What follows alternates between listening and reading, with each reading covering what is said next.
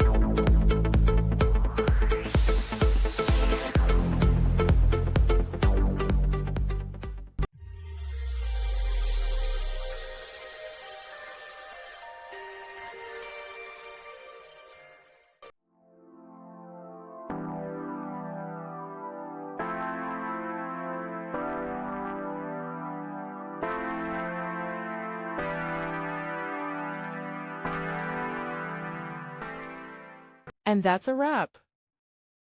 I hope you found the answer you were looking for.